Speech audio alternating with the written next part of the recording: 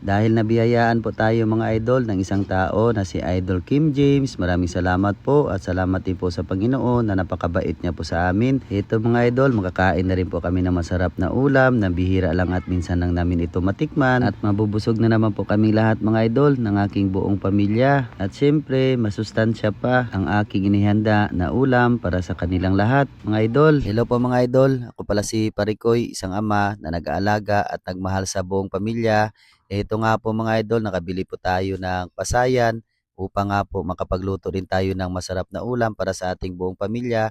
Binilang ko pala yan mga idol ng sari-saring gulay. Gusto ko sana mga idol, lagyan pa yan ng sinigang pero hindi na. At iyan ay sakto na at napakasarap po yan mga idol. At syempre hindi lang masarap ay masustansya pa talaga. At pagkatapos ng ilang minuto mga idol ay binuksan ko, tingnan ko, lumambot na yung kalabasa. Sinunod ko naman po mga idol yung ating alugbati. At tinalo-halo ko na talaga mga idol. Lumalabas talaga yung amoy ng alugbati natin at yung amoy din ng pasayan. At ang lahat ng ito mga idol, ang aming natanggap po na biyaya sa mga tao at sa Panginoon ay lagi po namin itong pinasasalamatan araw-araw. Kasi nga po mga idol, kahit hindi po namin kakilala o kamag-anak, kusa po silang nagbigay sa amin ng biyaya, lagi po nilang sinishare para sa amin. Kaya sir, Panginoon na po ang magsukli sa ginawa niyong kabutihan po para sa amin at sa inyong lahat mga idol, naway pagpalain po kayo ng Panginoon. At ito naman yung sinunod ko na niluto mga idol, yung tinatawag sa amin ay sinanlag na pasayan. Ay napakasarap po yan mga idol. At maraming salamat pala sa lahat ng mga baguang followers dyan. Welcome po kayo dito sa amin mga idol. At iyan, lutong-luto na po yan mga idol.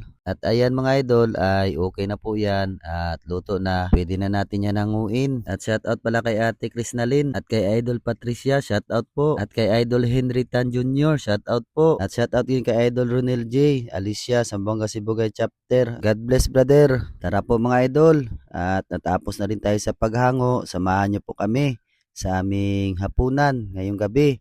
Bago po tayo maghapunan, magdasal muna.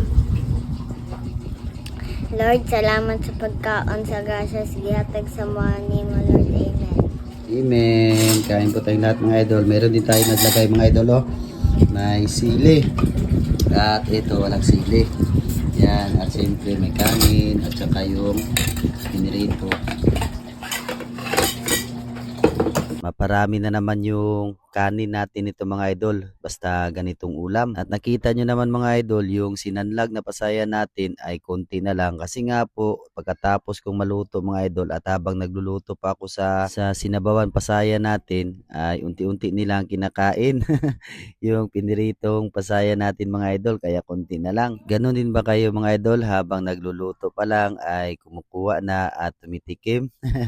Ganyan kami dito sa bahay mga idol. At maraming salamat pala sa lahat ng mga OFW na lagi po nakasuporta sa amin. At trabahador ng Pinas, lagi po tayong mag-ingat. At ayan mga idol, napailang sandok talaga ng kanin si Mikmik at piniga pa yung kalabasa. At nilagyan niya ng maraming sabaw.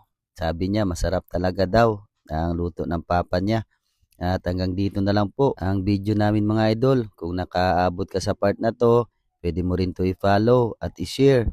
At mag-iwan na rin po ng comment para alam namin kung saan lugar umabot yung video po namin mga idol. Maraming salamat po. Ingat at God bless.